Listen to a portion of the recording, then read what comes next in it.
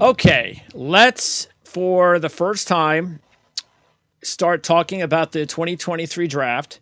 And of course, we're going to talk quarterbacks. We're going to start with the quarterback list. And so you sent me your list the other day. Yep. And the first thing I noticed on the list is you did not have my favorite quarterback on it. Oh, no. And I'm telling you right now, I don't care what anybody says. Let's go for it. I have been watching Grayson McCall play since his freshman season. Okay. I was intrigued by how well he looked and thought, oh, he's a nice little quarterback. Sort of like the way I felt about Zach when he was at BYU. Oh, it's a nice little quarterback. Look how little that guy is. Oh, it's nice. Yeah. Then all of a sudden, you start hearing, not that Grayson McCall has got Zach Wilson type of arm strength. I'm not going to go down there. Right. But then all of a sudden, you started realizing, well, wait a second. I mean, this guy is just, every time I watch him play, he's just amazing. I mean, I could probably put on film, and I'm gonna try to take some time when the season's over. That's when I'll have time. Okay. I'm gonna try to put on film the amount of plays that he made in key situations where he just put the ball on a dime. I mean, just like the game on Thursday night. It was so funny. It was third down, I believe, and they needed one play to kind of end the game. And I'm going, it's like 3rd and 10. They're going, should they run it? Whatever. I'm saying this to myself. They're not going to run it. They're going to throw it. And I bet you he's going to make it because that's Grayson McCall. And sure enough, he throws the ball 30 yards down the field, perfectly placed. First down, game over. That's what I've seen from Grayson McCall. I know he's not big enough. He's got to get some more man, size. I get that. And I know he doesn't have the strongest arm. Yeah. But we have also seen that before in quarterbacks, and they have excelled. Look at Tom Brady. I'm not saying he's Tom Brady. All I know is I think he's going to be a lot better than people think.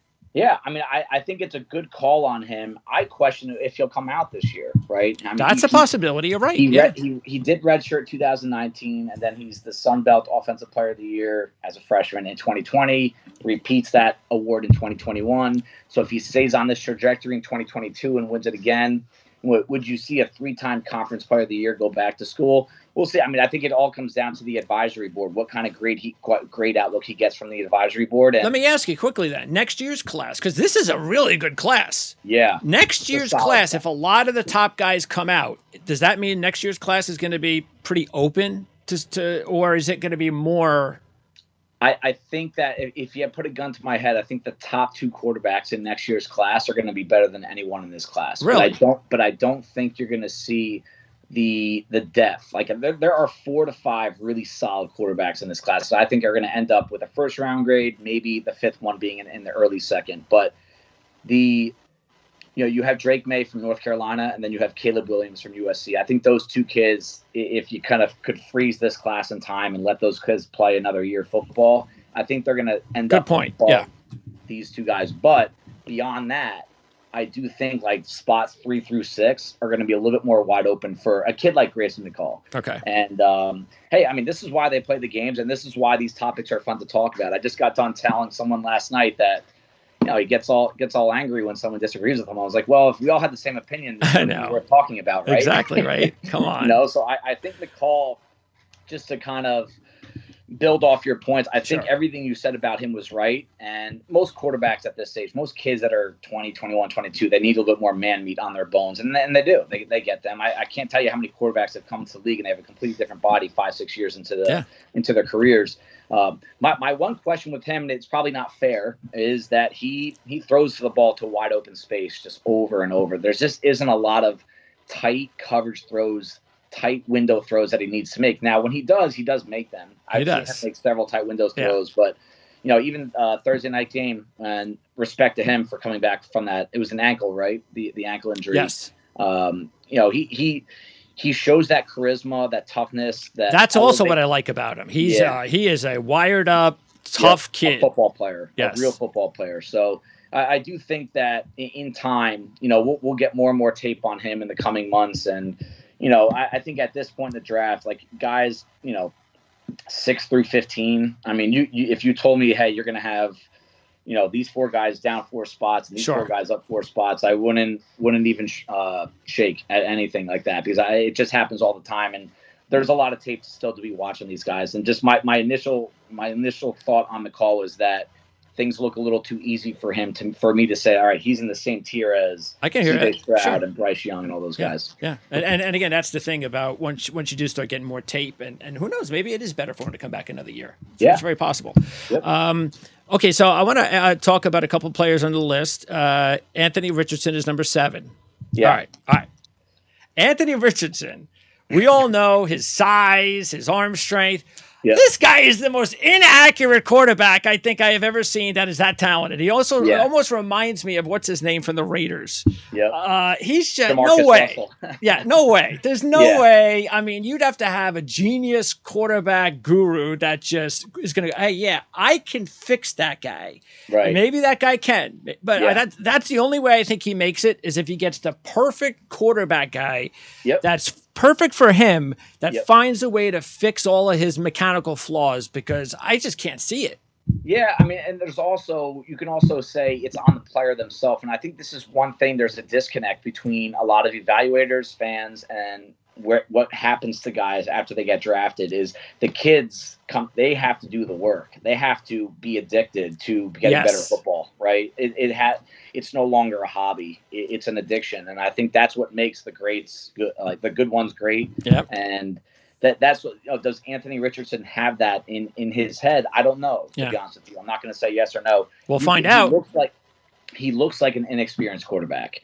And if you put a gun to my head, I think he's going to go back next year. I don't think there's any reason for him to come out. And I hope so as well, because the things he can do physically, all right, are better than anybody on this list. When you're talking about the combination of speed, power, creating on his own, which is a huge part of playing quarterback, is what can you do when things go off schedule, right? And, I mean, I'll admit this, I did not have a first-round grade on Josh Allen when he came out of Wyoming. And I think one of my mistakes there was I looked at all of the bad tape, and he had plenty of it. He had a lot of bad tape at Wyoming.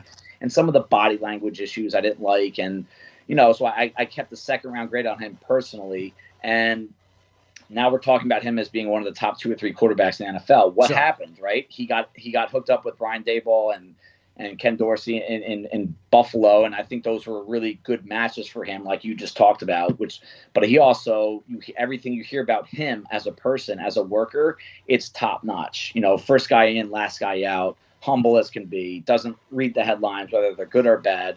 And Richardson does have that kind of talent. He has that kind of body, and some of these mistakes that I see Richardson make on tape right now are what I saw Josh Allen do at Wyoming. Not in the SEC, by the way, in the Mountain West. And true. So I also think this was another mistake by Dan Mullen last year, not putting him on the field. I wish this was year 2 for him, but I think we're going to have to wait till this time next year if you're really going to put a gun to my head and say, is this kid going to be in the 2023 class or not? All right. Let's also talk about Tanner McKee.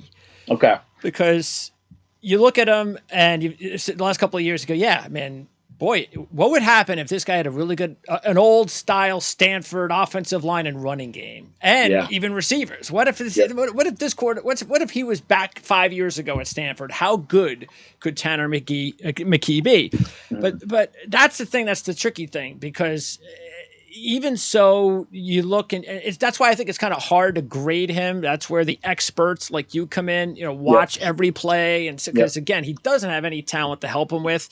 So I wonder, do you think he'd be better off for another year, or what do you think about him? Because there's another Stanford quarterback that just lasted until the 3rd round that everybody's wondering, should he have gone in the 1st round? Davis Mills. Yeah. Tanner McKee, to me, he's one of the most difficult evals I have on my sheet right now. And I keep on saying I need to see more, because every time I've had some pro scouts that I talk to, and they like him a lot. They were telling me I'm too low on him. And I don't always like to hear that and then adjust my thoughts, right? I'd rather be wrong about my opinion than right about someone else's, if that makes sense, right? Like, I like to think for myself, but I do respect those that have done this for a lot longer than I have. And Tanner McKee, to me, 20 years ago, probably would have been a 1st-round pick. But the lack of mobility concerns me, and the body type concerns me. And, I'm not saying everyone needs to be Lamar Jackson as an athlete, right? Or Kyler Murray.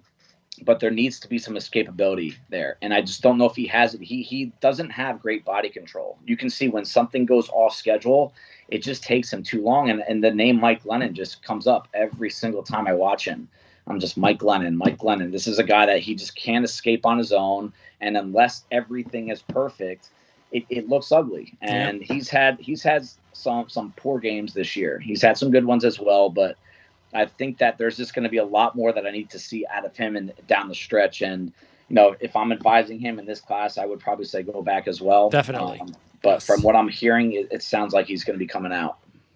Okay. Now, I'll tell you what, some of the quarterbacks that are ahead of McKee, I don't know why they think that McKee should be ahead of any of these guys in your list. Now, maybe Devin Leary because of the injury. Now, is Leary out of eligibility? I think he can come back one more year. And I hope he does, because with the injury that he had, and he wasn't really having the type of season that we all expected in the beginning of the season anyway. I really thought this was going to be his best season. Yep. Watch out for NC State. And even before the injury, it just wasn't happening. I didn't get the same player that we saw the year before. And I don't know, maybe there was just talent around him. Yeah. So to answer your original question, I'm looking at my information right now. He's going to turn 24, all right, but because everyone gets that 2020 COVID year pass, he redshirted in 2018, so he's played in 2019. 2020 does not count. 21, 22, so he will have an extra year of eligibility. He wants it, okay. So he might be next year's version of the 25-year-old quarterback that everyone wants to talk about with Hendon Hooker. I don't know if he's going to go back to school and really increase his draft stock. I think he's shown enough. Okay. What he is to me is not someone that's probably going to come in and start early in his career. He's someone that you love to have as a backup, and let's see if you can turn him into something. I would say second, third round, day two. Okay. We'll call it day two. Okay. And I think he's got the cleanest throwing motion out of everyone that's higher than him on this list. Right? Okay. You want to compare him to Levis, Stroud, Hooker, Young. I love Leary's ball more than anyone. Okay. He spins it as well as anyone. He throws a very catchable ball. But like you said early on, I wish he had played at a little bit higher of a level this year. Struggled with a couple turnovers, and again, same thing. Offensive line started to suffer a little bit this year compared to what he had last year, and he didn't respond the way you want to. He's not a great athlete. Now you have the injury to deal with, and that is going to be a red flag, and hopefully he'll recover. But I still have a thing for him. I think at the very least he's going to be a quality backup. Let's talk about Will Levis, because I'll tell you, a year ago, I was doing one of the shows with Ryan Dunleavy from the New York Post, and I don't know why it came up. Yep. Might have been me saying initially, you've got Stroud and you've got Young, but who else do you have at this point? And he goes, well, there's this Will Levis kid. And I go, I swear. I went, who? He goes, with the Will Levis kid from Kentucky. Yeah. And I go, first round? Kentucky. And he goes, that's what I heard. Yeah. And I said, okay, I'll look. I'll see what you're saying. So immediately, all right, I understood what people were saying, and I still do. The size, the arm strength, it's all 2023 NFL quarterback. It's what everybody's looking for. Okay, fine. Yep. What I don't like is, first of all, I don't like the fact that he still hasn't had a lot of experience in a pro passing style game that I can see. And this year in big games, for the most part, hasn't passed the test. Yeah, when you see these big matchups, right? They don't need to win. They don't need to throw for 500 yards, but you want to see them elevate their level of play. And we saw the opposite happen with him. His worst performances were against his most difficult opponents. And some of these quarterback notes that I have over the years, I'm still trying to learn the system. There's always something to learn when you're evaluating quarterback play. And that's one of these common denominators that I've seen with the good ones, is that they played their best football against their toughest competition. Yes. You can't say that about Will Levis. You also can't say that he's leading his team down the field in the fourth quarter, coming from behind. And so I agree. When you're talking about tools only, you're looking at Matt Stafford. That's what he is to me. And I do. You mean like high end? That's the high end that he could get to, is a Matt Stafford. Okay. Yeah. The tools are there, right? But the fact that he's played under not one, but two different offensive offensive minds. Sorry, that matters a little bit. Sure. And I think, but when you come down to you have to try to simplify things as much as you can. And does Will Levis play at a high level when things start to break down? And I don't see it. I haven't seen him do it yet. and he had that bad play in the was it the Mississippi game when they were on the comeback and they had the ball like the 10-yard line, and he didn't wait for his guy to stop to set himself. Throws the ball, nice throw, throws the ball, touchdown. Nope. Guy wasn't set. And then I think he fumbled or something like that 2 plays later or something, and they lost the game. It's like, that's a little thing that you have to wait for your guy to get set, dude. So that's why I think that's a player that needs more time. He needs it. Definitely needs another season. The problem is you just talked about this with the other quarterback with Leary. I mean, and maybe even more so, everybody's talking about him as a top first-round draft pick, maybe top 15. Yeah. Why would he come back? Yeah, I mean, if you're going to get a credible first-round grade from an advisory board as a quarterback too, you go, and you try to let the NFL develop you. So, I mean, out of these top 4 guys, like these top 4 guys in this class, they're all very close to me. But Levis is the one I'm most nervous about. I think he's the most boom or bust out of all 4 of them. Sure. And that's where I just think that you got to do a lot of work on him prior to drafting him, like a lot of meetings and trying to find who he is as a person. How hard is he going to work? Why does he make these mental mistakes over and over? Where is the disconnect? And that's going to be a really interesting case to follow in the coming months. I think what happens with him is going to be more interesting than any of, because you really could see him rise above all 3 of them, above him that I have right now, but I also could see him going down a couple notches as well. Yeah, and look, it's not fair to him. He doesn't have a ton of athletic ability in his receiving game. Yeah. There are no NFL prospects that I'm aware of that are in his, except for Rodriguez in the backfield. Yep. So that's definitely something that we have to keep in mind. Okay, so we get to the top 3. Yep. Now, Hendon Hooker, you sent me this list a few days ago. Has that changed after the game on yesterday's game? Because we just talked about it with Levis. You step up, big game. Now, he had a big game against Alabama, so he proved huge game. Yeah, but Georgia's defense is like what he's going to see in the NFL. He's got to. So the first time it goes. Now, I'm not saying I'm blaming everything on him. They got manhandled at the line of scrimmage. The corners. Suffocated the receivers. Everybody can have a bad game. And you know what? I would not be surprised if Tennessee ends up in the playoffs when it's all said and done. And maybe they get a chance at Georgia again on a neutral field. But did you at all have any issues with the performance on Saturday? And I'm actually a little surprised you have him over C.J. Stroud anyway. So my rule with quarterbacks is to never use one game and move them based off that. So that's just a personal rule. Absolutely. It should be. I have no problem that if anyone wants to say, hey, because of Hooker's game against Tennessee, I'm going to move him down, especially in a really tight race. Like right now, Hooker and Stroud are, on my overall top 96. So this whole thing starts off with a couple thousand guys, right? They're right next to each other on the entire big board. Like they're that close to each other. What I like about Hooker, in contrast to Stroud, that does not bother me. That does not bother me from yesterday's game against Georgia, this weekend's loss, was the toughness and the ability to bounce back. Now we're going to see how he bounces back. That's going to be a big part of the evaluation process after that game. I'm not sure how many quarterbacks would go to Athens yesterday and win that game. The home field advantage in college football is huge, and it probably gets overlooked by a lot of people. Going there and winning is nearly an impossible task as a road quarterback. Do I wish he played better to warrant this spot on the quarterback stack? Absolutely.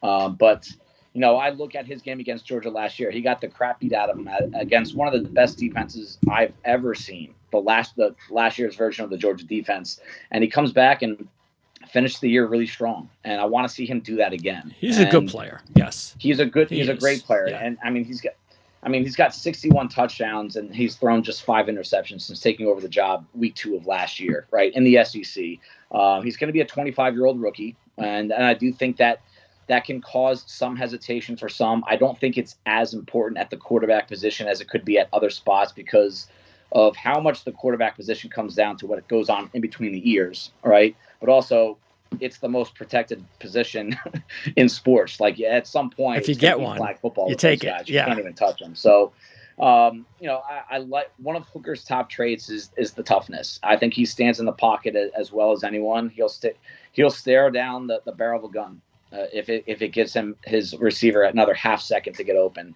And we saw a little bit of that yesterday. There are some release issues I don't like. I think his release is a little bit longer than others. That could be fixed. Yeah. He gets a little erratic with the short and intermediate throws, but I do think he's a great downfield thrower.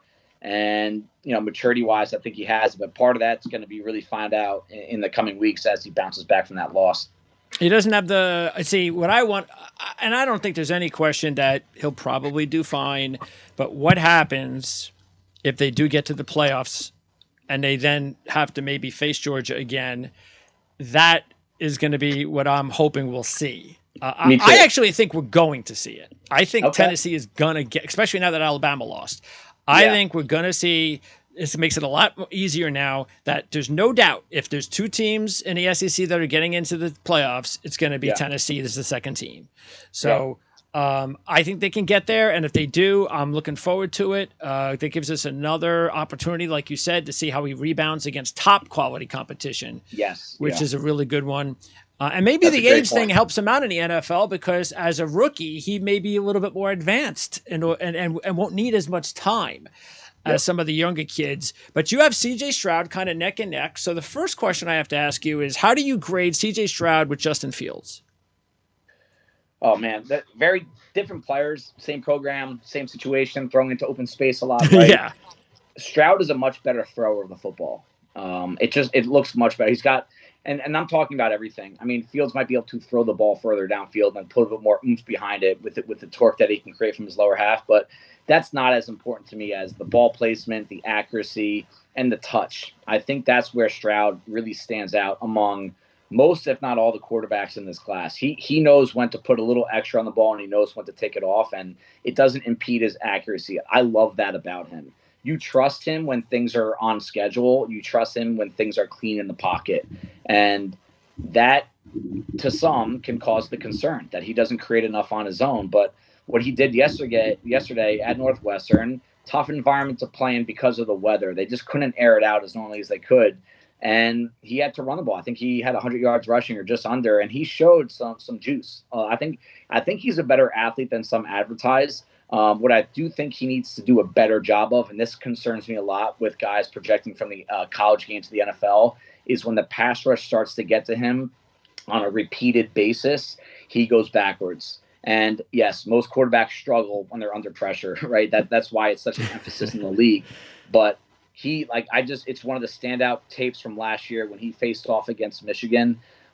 They started harassing him early, and he just did not look like C.J. Stroud. And I'm still seeing that a little bit this year. And that just is that ingrained in his head. Well, that's the thing about the Ohio State quarterbacks that we all talk about. Yeah. Is that they all sit there with no pressure, guys wide open, elite first-round receivers. They have everything pretty much easy 90% of the time, and that's why it's hard to really analyze these guys, and that's why it takes really good scouting and those really good scouting minds to know, this guy, when he gets to the NFL, it's going to be completely different. Yeah, you need to have that recall. I think that's what a good scout can always have is they can watch a kid play in the Rose Bowl in January, and as they're watching him play, recall the game from 2 years ago against Rutgers on a Saturday night in September. Like if you're starting to see repeated issues over and over, this is some of the similar stuff I saw out of Sam Darnold. Not to make any bitter statements over here with a Jets fan, but I just remember seeing him. I used the word hoppy. He got a little hoppy in the pocket once the pass rush started to get to him, and that concerned me. That was one of the most glaring things I had on the scouting report out of him. Yes, we could talk about his Rose Bowl performance at USC. It was one of the all-time greats, but it's when you really break down his full career worth of tape, those are issues that kept on popping up, and that's a big one. If you can't respond to pass rush at a high level, you're not going to succeed in the NFL. Okay, now we end with Bryce Young, your top quarterback on the list, and with Bryce, earlier in the season or even last year, I was also wondering, who's first? Is it Bryce? Is it CJ? How's it looking? And then you'd always go back to the size thing with Bryce. And is he big enough? I mean, you hear people going, oh, he's 5'8". So you're hearing even these crazy like size things. Oh, he's never going to be a good NFL player. He's way too small. But you realize, all right, he's not that small, first of all. And then I think, and you have it on your little bit of a tidbit you had on him, which is what I feel about Bryce Young, and the reason why I think he is the best quarterback. And I mentioned this the other day. I think he's the one that actually I'm so sick and tired of hearing everybody say, and I heard it with Zach. Oh, he's got that Patrick Mahomes in him. So we'll just stop with that Patrick Mahomes stuff. But if there's a guy that really has the Patrick Mahomes stuff, it's this guy. Because this guy can make plays when you think the play is over. When you're thinking, it's fourth down, you stopped him. No, wait a second. How did he do that? How did he? So I think that's the difference between Bryce Young and all the other quarterbacks in this draft class, which is why I think he's clearly the number one guy. Yeah. Yeah, I agree with you that we can stack 2 through 4 in 3 different ways if you want, and I'm not going to object to any of them. But I don't want any of them above Bryce Young at this point. And yes, the size concerns will be talked about, just like Kenny Pickett's hand size was talked about last year. We're going to hear it a lot. Okay, we know. Well, didn't Joe Burrow have some hand size issues too? Yeah, and I think he turned out okay, didn't he? So, I think this is the thing about Bryce Young that someone that wants to look down on him can talk about. I have a database on my computer from every combine measurement ever, right? And hand size, wingspan, height, weight. There isn't anyone that isn't Bryce Young's tier. Maybe Seneca Wallace is probably the closest thing I can find to that profile. We'll see what his actual measurements are. And it's not just the height. The height doesn't bother me as much as it does for some, right? Just like I'm not impressed by Tanner McKee's height. That doesn't elevate his grade on my sheet. It's the body weight. That's my concern. And do I think he's going to snap in half when TJ Watt gets a hold of him? No, I don't. I actually think that, I know a lot about my industry outside of scouting is in fitness and strength and conditioning field. And Bryce Young is actually pretty, I call it wiry strong. Okay. For a guy his size, I think he's got enough strength to protect himself when he gets hit. The issue is when we're 185, 190 pounds, right? When a pass rusher gets his hands on you, are you going to go down immediately? And that's what concerns me. Now, he's a hard guy to touch, but if you do get a hold of him, he's going down. And that's an issue because a lot of these broken plays that turn into scores for NFL offenses, you see a lot of them with the quarterbacks that are the ones that create. They take hits, but they don't go down. Watch it with Josh Allen. That's true. Ben Roethlisberger made a career on that. He did not go down on initial contact. So that's my concern. But that's out of the picture for me when I'm talking about who he's going to be as a quarterback. Because, again, I talked about earlier, let's try to make things simple, okay? Which quarterback do you want with the ball in his hands, 2 minutes left, you're down 4, there you go. Drive it 80 yards. And it's not even close. No. It's not even close. Yeah. And he's proven that he can do it over and over in a variety of ways, too. It's not just his arm. He's not just running around. He can do both. Ball placement, accuracy, pulse never gets above, resting heart rate, And, what he does to escape pressure, I can't remember a time I've seen someone shake a defensive tackle, a defensive end at the same time in a pocket that's collapsing on him with no more than 1 foot in every direction of space. Like, how did he escape that pressure last night? I still don't know.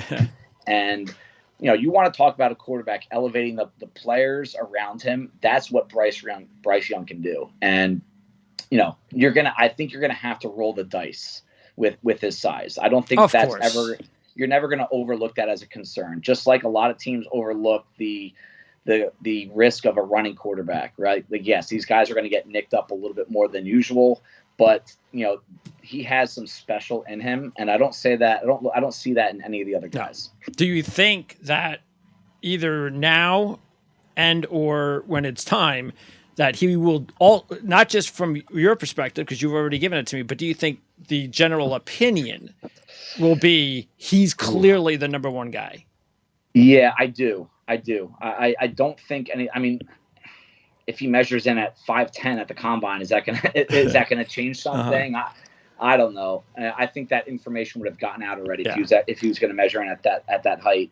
There are still some old school. I hate saying old school because it's not a bad thing, right? I consider myself an old school guy, but there's a new age of decision makers in the NFL right now. And I think those guys are going to lean towards Bryce Young being no doubt number one. But I still think there are some old school minds in the NFL that they want a certain metric to be hit. Yeah, that's with true. Size. All depends on the general manager sometimes. Exactly.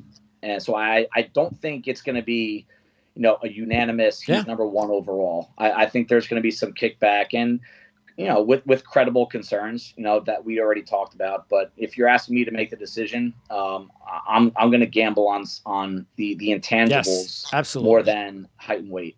By the way, do you think, let's say, and I know it's not going to happen, Atlanta fans were kind of hoping it was, but let's not even talk about Bryce Young because they're not going to be able to get him unless they trade for him. But let's say Atlanta has a decision to make on a quarterback in the first round. All right. What was your analysis on Cincinnati? What's his name again? Desmond Ridder. What was your analysis on Ridder? And do you believe that Atlanta needs to play him in order to know what they have in him before they make that decision? Because we know they got to get some more defensive players on that team. Yeah. And they might. So do you think that have you seen enough of Ridder? And do you think Atlanta might feel pretty confident to say, you know what? Yeah, we're going to go with Mariota. He's done a good job this year. Maybe he'll manage for a couple more years if we need it. Ridder could work out. We're not going to risk it on someone other than Bryce Young. So let's go ahead and go defense first. Yeah, I do think that because of who the head coach is, Arthur Smith, and because of how attached he is to the running game, he was that way in Tennessee. True. He had Derrick Henry, but here he is in Atlanta. They drafted Kyle Pitts last year, Drake London this year, and they're not giving them the ball because they're having so much success. Yeah, good point. Yeah, on the ground. And I think, do I want to say that he views the quarterback position as less important? No, I'm not saying that at all. But like you said, the reason why this team is not playing at a higher level than what they already are is on the defensive side of the ball. Yep. So how can you sell unless there's a regime change, which I don't think is going to happen? I think they've proven that they belong there at least for another year or two, right? Absolutely. They've had a very good year, all things considered. Yeah. They're in first place. Yeah, they're in first place. Come on now. Yeah. They're going to have a home playoff game at this point. Yeah. So, why would this regime kind of backtrack on a quarterback they just took? And, I mean, Marcus Mariota is going to make a case that he should be re-signed for another year. Absolutely. And, I think Desmond Ridder's game is very similar to Mariota. He is a pass-first guy, but he can move. He's an elite-level athlete. And I think that you're going to see the same quarterback situation in Atlanta unless Mariota gets priced out somehow, right, where there's a lot of teams knocking on his door, which I don't think is going to happen. But, I don't think there's any reason for Atlanta to go after a quarterback in the draft, especially because if they really want to get one of these top guys, they're going to have to sell their soul to get to the top of the draft. Yeah. And it's just, I feel the same way about the Giants. If the Giants want to go to the top of the draft, and who knows where they're going to be. We have to let Daniel Jones play the second half of the year to get to the top of the draft. I mean, you're going to have to start trading players. Picks aren't going to do it. And they can't, they cannot afford to draft, to give away picks. Atlanta needs more picks. Yes, I agree. They got to. It's so interesting to see how Atlanta's free offseason goes because they have that boatload of cash sitting there. Yes, they do. So that's really gonna help them before we even get to the draft. I agree. All right, let's talk about, before I let you go, I got to talk about two guys in your honorable mention. Yep. Okay. I've talked about enough of it the last couple of weeks with all sorts of different people, so I need your perspective on Alex Van Dyke because we understand why he was looked at the way he was after a very solid first season last season. He's got that old school pro style size, arm strength kind of deal going for him. He went on the road and won some big games, so that's impressive. But I just think personally, maybe I'm wrong, but I think the switch in offense has just been the problem. And I'm not saying Gaddis doesn't know what he's doing. I just think the Gaddis offense doesn't work for Van Dyke. And I just think that's got to be the reason that I think he's overthinking things before the injury even. And I just think he's completely messed up right now. And I wouldn't even be surprised if he transferred, to tell you the truth, because they have Garcia there. Just transfer to someone and let the smart guys dictate where you should go based on your skill set and what offense that you need to be under to get you back to being a first round type of talent. Now, did you ever believe going into the season that he was a first round draft talent? No, I never had him. I got asked on him multiple times. I never went higher than day 2. I think he's even out of that discussion by a pretty wide margin right now. We can talk about whose fault is it? Is it the coaching fault? Is it his fault? Did he not adjust to the new offense, like you said? I think that we're going to see this more and more every single year when a quarterback starts to struggle. It just doesn't seem like a scheme fit. We're going to see him playing for a different program next year. It's just so easy to transfer now. Yep. And I think with the way the world works, where, hey, it's always someone else's fault. It's never my fault. Let me go somewhere else. There's going to be schools lining up for him, I bet. Oh, absolutely. Some of these programs that are losing some of the quarterbacks that we talked about to the draft next year, that I'd be hitting those guys up right away. Yeah. And I think Van Dyke could benefit from a change of scenery. That's a big thing with quarterback. I mean, Joe Burrow is probably the climax of the example, going from Ohio State to LSU and becoming the number 1 overall pick in the draft because he played, right? Because he got on the field. And he had to wait. Yes. And prior to that season, I mean, I don't know anyone that had more than a 6th-round outlook on him. Sure. Then he goes out and he had the season to play. So I think that we're going to see Van Dyke playing elsewhere next year. Where is that? I don't know. I mean, could be a lot of places. Who knows? I know. I mean, I could see Kentucky being the path for him with the pro offensive play callers there. But also, you got to make sure that you have, again, like we said with Levis, maybe you might want to make sure you've got some talent also to work with. Yeah, right. That's a good point as well. Yeah, because Kentucky hasn't really gone up the level up yet, like you said, in the wide receivers. They got a couple tight ends, maybe a wide receiver that are late round picks, but nothing compared to what they're matched up against week to week. Okay, and then the other one is actually a nice day 3 maybe guy that might be my favorite. I don't know if he gets into day 2. I doubt it, but is Jake Haener. I mean, Jake Haener's Fresno State. Yeah, no. What I'm saying is, I don't know whether or not he's a day 2 or day 3 guy. Day 3. I thought you said D3. Oh no, sorry. no. So I don't know because of his size, and I get that. Yeah. But being tutored by Jeff Tedford is obviously a major plus.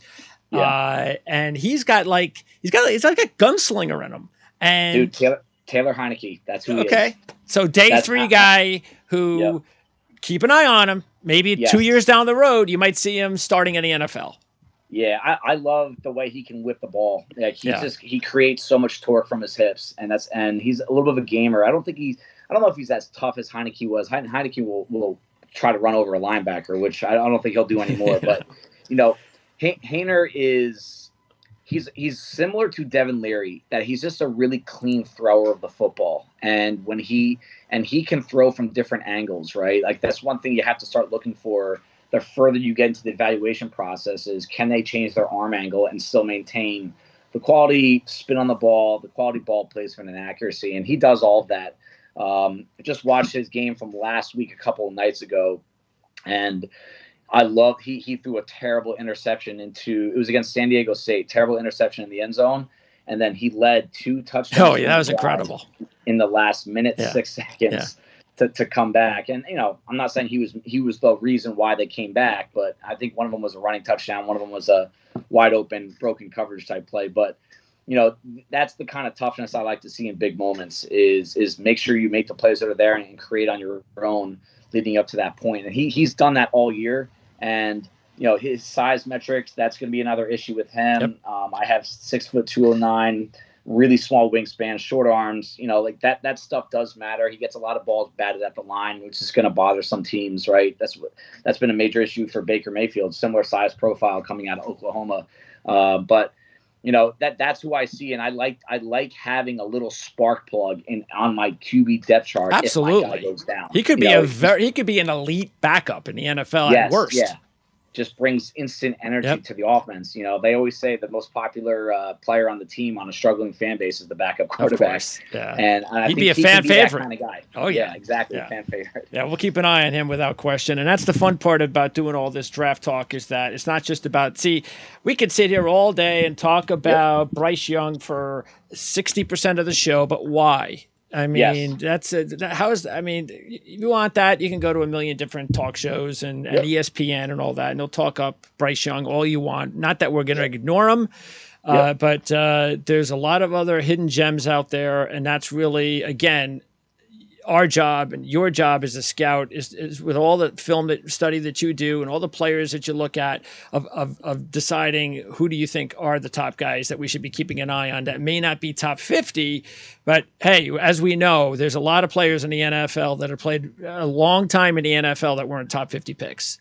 Yep, so. You're absolutely right. I mean, I think the last metric I have was there are more starters from rounds 2, 3, 4 than round 1 in the NFL. From rounds 2 and 3 than round 1 in the NFL. So, that I think that to build off your point, the draft media is such a big thing right now. It's such a popular topic to always talk about, especially this time of year when teams are already out of the playoff race and that's what they have to look forward to. But I think more work and more analysis and more thought needs to go into guys that are not often talked about at the top of the draft, because that's where drafts are won and lost. That's right. And that's where players like Jake Haener and Grayson McCall come from, by the way. From those types of discussions. All right. Yeah. Anyway, great job, Dave. Good to talk to you for the first time, and first time of many to come. Yes, this is going to be a lot of fun.